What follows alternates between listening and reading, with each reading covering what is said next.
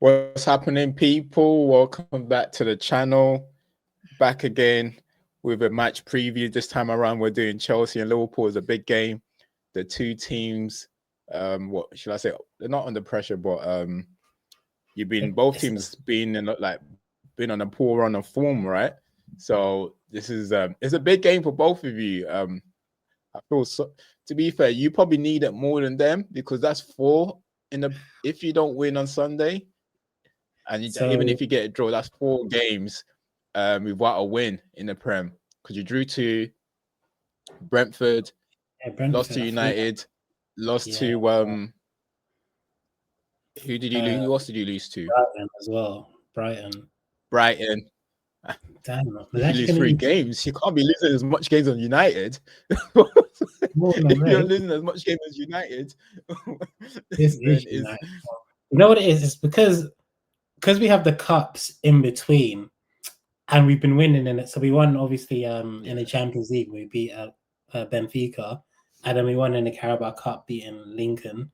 So it's kind of, you forget that you've actually gone a long period of time without winning in the league, right? Because there's so many different competitions. But now if we lose, it would be 4 games without a win. This is a bit. Because it's what it is what it's just that the league is not shaping up yet. Within the next 2-3 games after this international, like this will be the last game because everyone comes back from this international break. Then it's going to start shaping up more or less. You will start to know what people are going to finish, who's going to be competing for titles, who's going to be competing for like 4th place, and so forth. So the games are going to come faster. More Premier League games will be played. We're going to get a break from international break. I think we'll have one more after this. So it's going to be 4 games. But look, we'll get into all of that in a second. But firstly, people, if you can please subscribe to the channel, click the like button, turn on your notification to know whenever we upload on YouTube. And please let us know your thoughts on the game, what your predictions are. And do you think Chelsea is going to win? We'll see. What I was going to say before we get started, you do know, ever since you came on the comment section and you were boasting about Chelsea, your team hasn't done well ever since then. Would you call yourself a jinx? The last time I checked, we had a massive victory against in the Champions League, hosting Benfica, one of the best teams in Portugal, who are managed now by one of the best managers of all time. He came to my team and he won three leagues, and we beat the mighty Benfica with the mighty Jose Mourinho, with Tyreek George up front, Buonanotte in attacking midfield, and Garnacho on the wing. So let's just say, like, God knows what's going to happen when we got all of our players back in it. It's going to be scary hours. So just enjoy this time now is what I'm going to say. Enjoy the time now. The mighty Benfica, the mighty Jose Mourinho.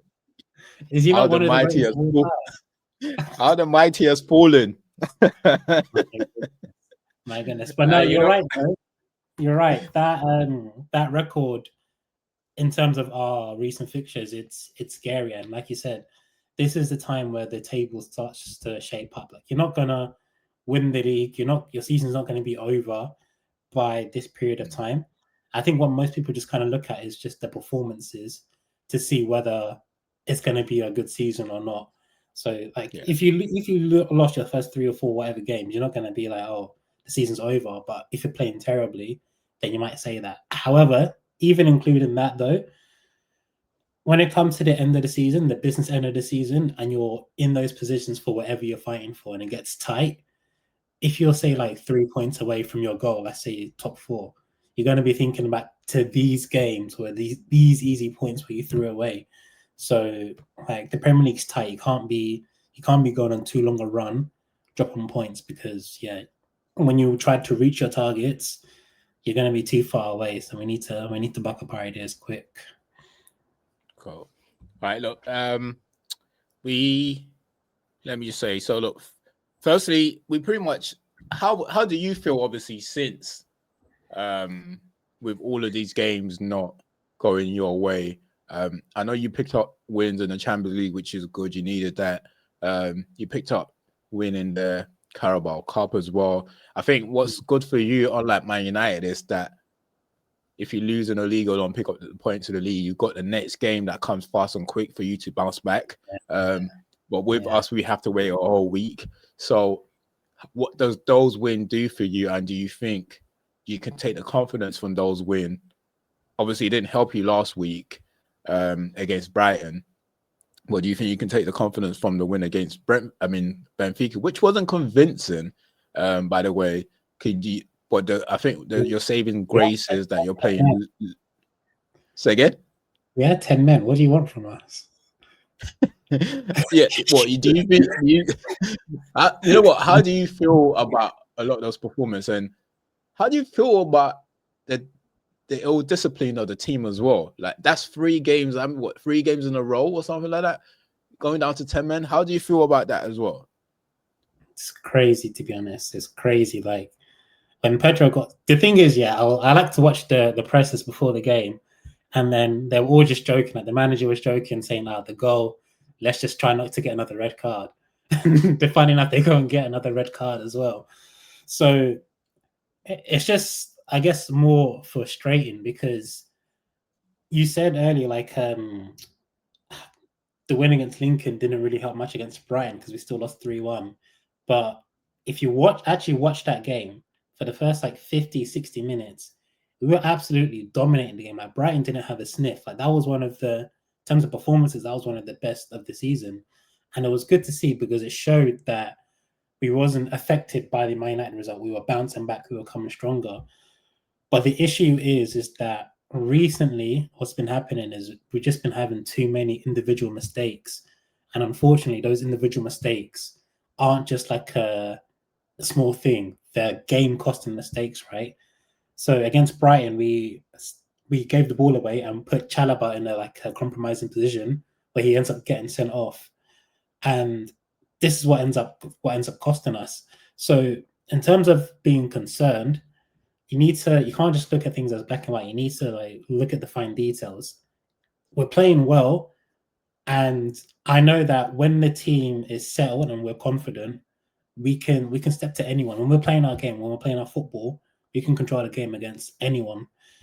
But when you're making silly individual mistakes, game-costing mistakes, especially at a high level like this, it's gonna be bad. And I think it just comes with having a young squad, to be honest. And I think that's the main issue here. I think when your recruitment policy is to sign a lot of young and inexperienced players, sure, sometimes you're going to get it right. You're going to get your Cole Palmers. You're going to get let's say a João Pedro's looked good recently. But you're also going to get a lot of people who have bozo genes, make silly mistakes, and then that's going to cost you. Like, there's only so much a manager can do, right? A manager can't legislate for all of that. But saying that, against Benfica, we kind of rested a few, jokes aside, we rested a few players and we still had a good performance for like the first 50, 60 minutes. I think it was intentionally more tame near the end because I think he was trying to save a lot of legs for the Liverpool game because it's such a big match for our season. Like you said, we've gone 3 games without a win. Going 4 is going to be a lot of noise going around the place, right? Yeah. So it's definitely a massive game. It's definitely a massive game, but I still see a lot of positives in the performances that we've been putting in to say that we can go toe to toe with Liverpool. It's one thing saying, we're losing and we're playing crap. There's mistakes all over the gaff, but we're actually playing all right. It's just these silly mistakes are game costing mistakes. That's the issue. That's the issue for us. Yeah. Now I get that. And I'm a firm believer in there's context behind everything. I know we just tend to look, a lot of people focus on the result nowadays. And I feel like sometimes fans don't tell the truth. They will lie and say, as long as we're performing well, or I know the result will come, so I don't mind.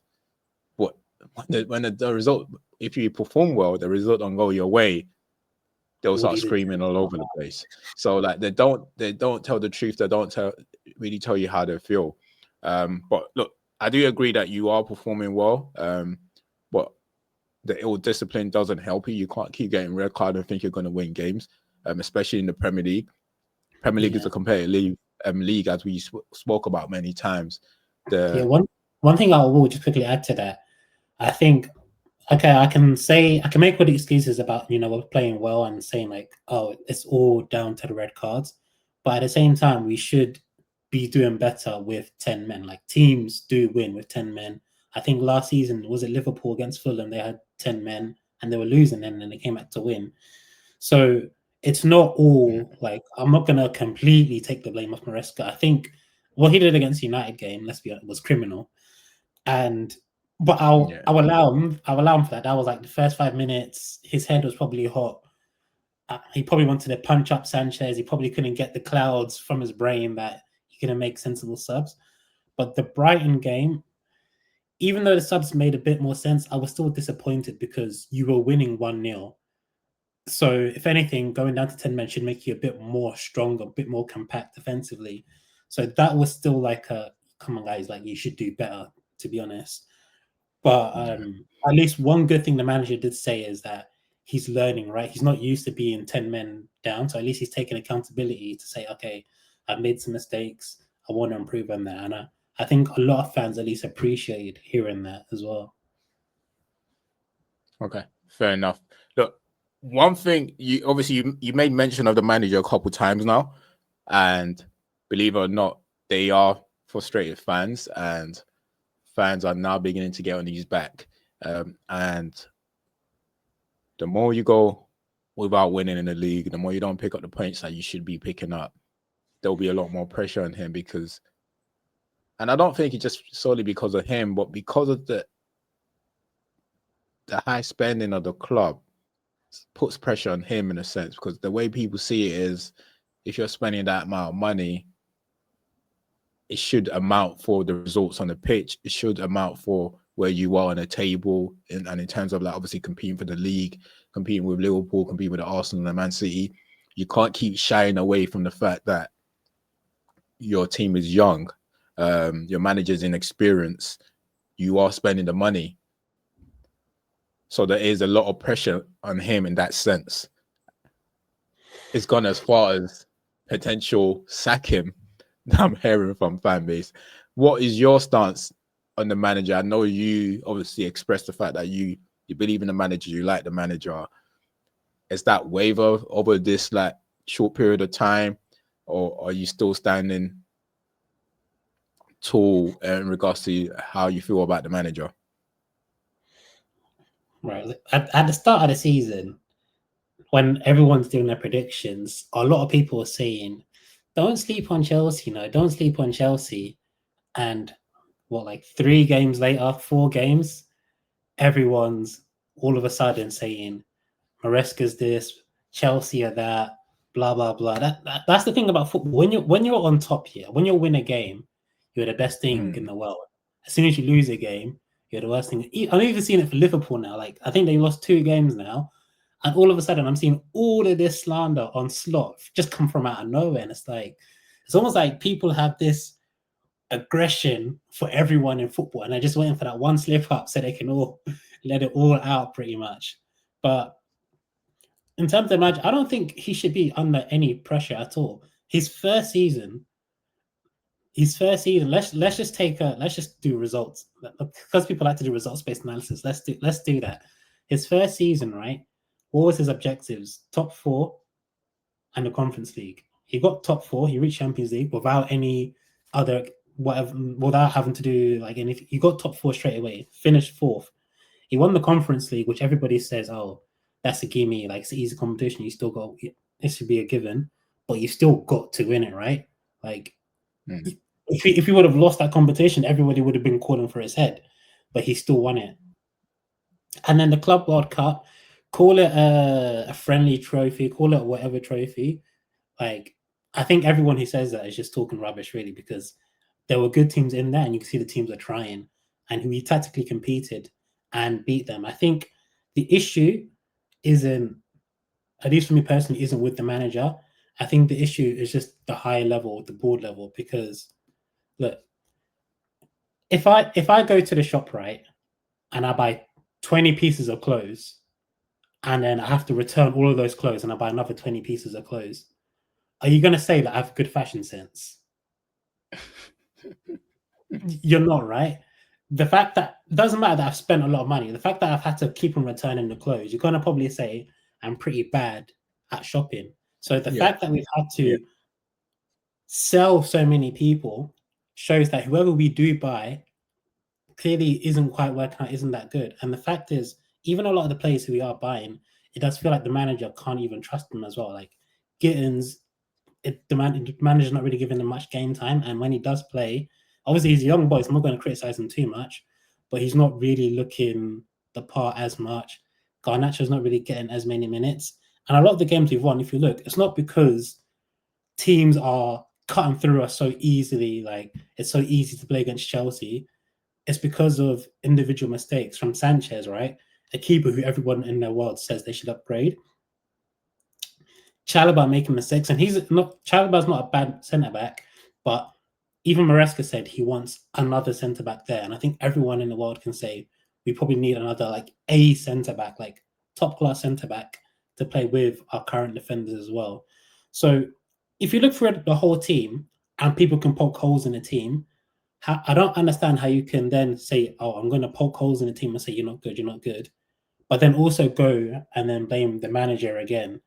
And I think the easiest way to answer that question of like, do you have faith in the manager or not, is do you think the same squad of players another manager can do way, way better than? And I think personally he's getting the best we can out of the players we've got. And I think once we get some of our players come back from injury, Liam Delap, Lavia, and some of our new players start to settle, I think you'll see Chelsea winning games very soon. I'm very, very confident about that. I think it's just a very unlucky, unfortunate blip we've had, but I've got literally no concerns whatsoever, to be honest. Okay, no, that's good to hear. Obviously, like I like I like Maresca as a manager anyway. I don't think it should be under any sort of pressure. If anything, I thought what he's done last season and like this summer should give him a bit more credit than he's getting right now. So I'm quite surprised with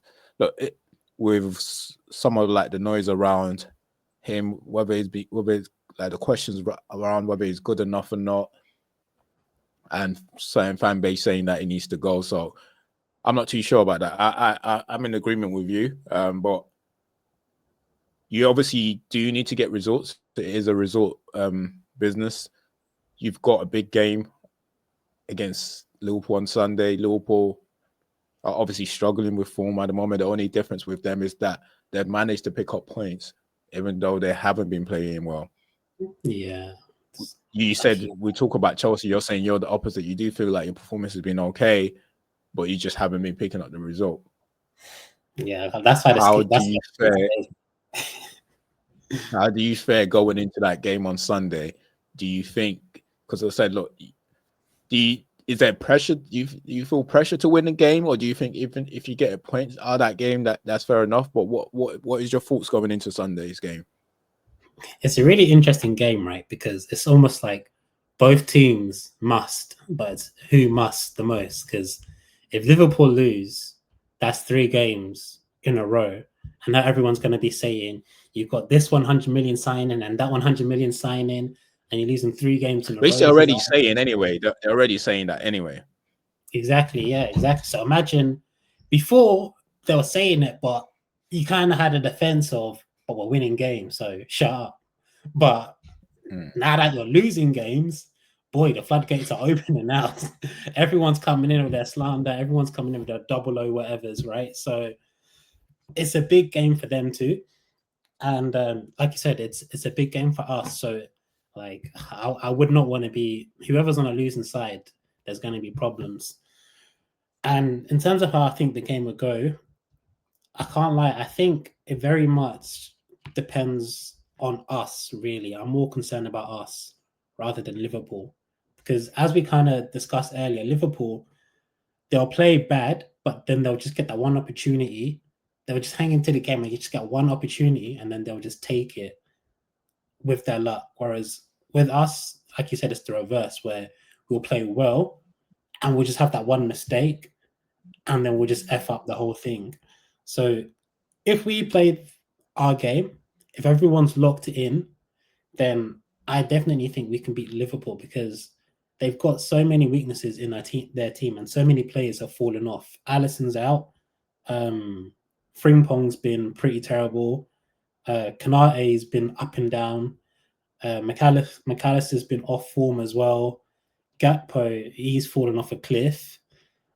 Wirtz, hey, what's there to not be? Just go scroll on Twitter and you'll know about Wirtz. So there's nothing said about him as well. So I think they're in a vulnerable place. So this is probably the best time to play them. But it's just can we play our football? Can we play to the best we can?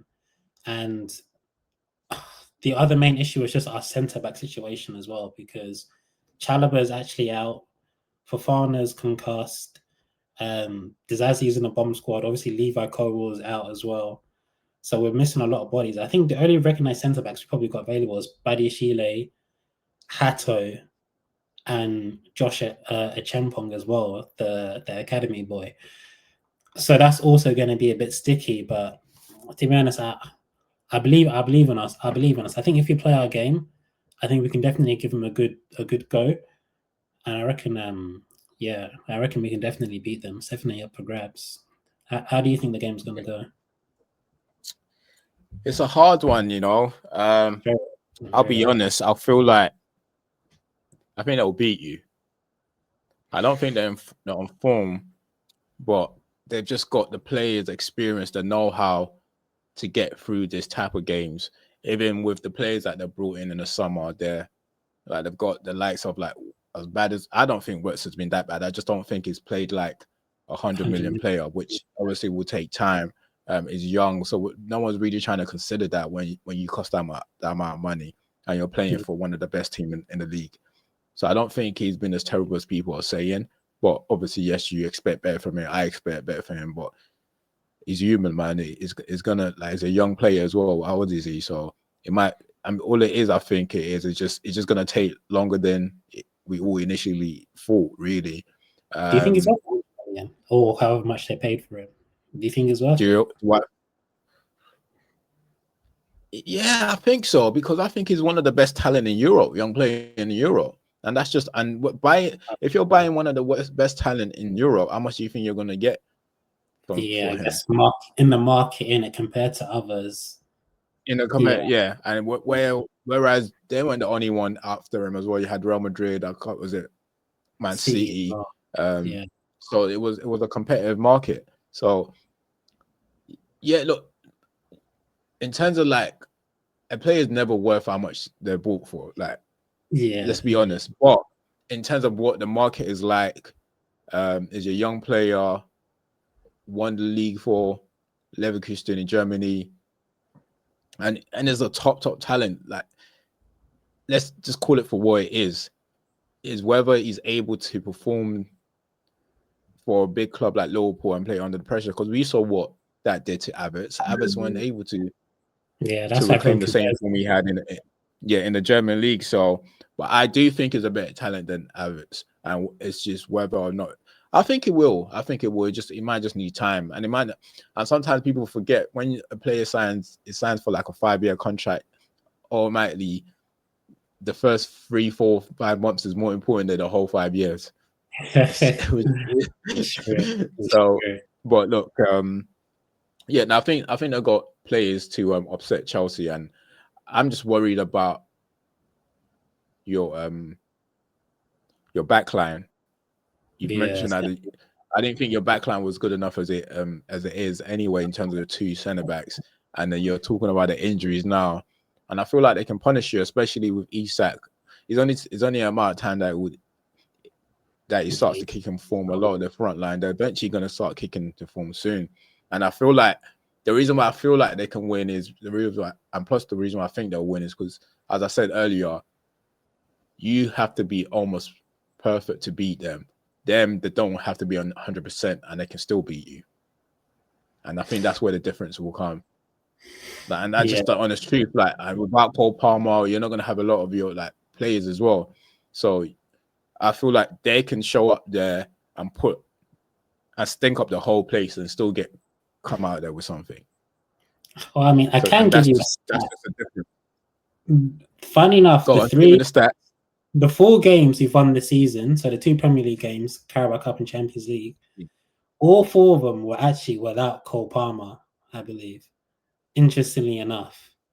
So we'll see anyway. We'll see what happens in it. We'll see. But funny enough, that was an interesting stat. So it shows that, I guess we're not just so the last 4, what do you say the last 4 you lost or something? Say what's that stats again? The 4 games we've won, I don't think Palmer's played. He's not started at the very least. Because obviously he didn't start against Benfica, he didn't start against in the Carabao Cup. Don't believe he played those 2 Premier League games either. Like he didn't play those Premier League games. Okay, fair. But then, if you think you're going to win, what do you think the scoreline will be? No, I can't. I'm in complete agreement with you. I was thinking about it earlier today. Like, what do I think the score is going to be? And then in my brain, I put obviously in my heart. Whilst I believe in my heart we can definitely beat them, we've got more than enough. I completely agree with what you said. If I was to put like likeliness percentage wise, probably Liverpool, because that sentence you said was perfect. We have to be at our best, and Liverpool just have to be slightly above their worst, and they can still walk out with something. And I just think with that back line, there's just too many potential individual mistakes waiting to potentially happen. So I can't lie, I'm putting 2-0 Liverpool if I was to predict. That being said, it's not like I think 100% we're going to lose. I definitely think we can win. But if I was a betting man, I'd probably lean a bit more to that. But you never know. Man. I know. Okay. Well, just going off stats, just to help you out a bit. I'm just checking it now. They haven't beaten you at home in the league, because they're beating you at home in like Carabao Cup in the league. The last time they beat you is 2-0 2020. That's crazy, because we've been through some bad stages. You beat them. So I think last season you beat them, and then so that you drew the year before that, drew again. So there's a lot of draws between you two. So there's beating you in like FA Cup and like Carabao Cup, or in the league. So there's a lot of draws in the league. There's quite a few. We've had a lot of draws at home against them. So I wouldn't be surprised if it's a draw as well. So So look, that can be a bit of a positive for you anyway. That haven't really beaten you in your at home for a while, since 2020. So we'll see. Okay, I'm not scared. I'm not scared of them. I know we can beat them. I know we've got the players to be able to beat them. I know we can set up to beat them. I know they're weak. It's just obviously like you have to at the same time be logical and say the past how many weeks we've done a silly individual mistake that's led to an error. And Liverpool are like the jammiest team in the league. They're the luckiest team in the league. So if anyone's gonna scumbag their way to a victory and capitalize on that, it's gonna be there. So due to like the juju laws, it makes sense to say like Liverpool are probably gonna win. But yeah, if we do our stuff, we'll be all right. And I think Lavia might be back for that game as well. So that's gonna be another bonus. No, it will definitely make a big difference if he's back. If you was just a quick we've got like 2-3 minutes left. If you were to pick your starting lineup, what does your starting lineup look like? It's a good question. So Sanchez in goal. Carl Jorgensen was horrendous when in his little stint when Sanchez was away. So Sanchez definitely in goal. Cucurella left back. Reece James right back. The centre back's tricky. I'd say Badiashile, he played against Benfica and he actually looked all right, to be honest. And I just think we need someone with that presence just to win the duels. So I'd say Badiashile. It's just who plays with him, to be honest. He could play Chempong or Hato. Who would you pick? If you have to pick one of them, who would you pick? This is your lineup. It's my lineup, yeah. I'd say I give it a Chempong, to be honest. I don't really trust Hato too much, especially in centre back. So I think I'll give it a Chempong. Big job for the young boy against potential Ekitike or Isak. That's a big job.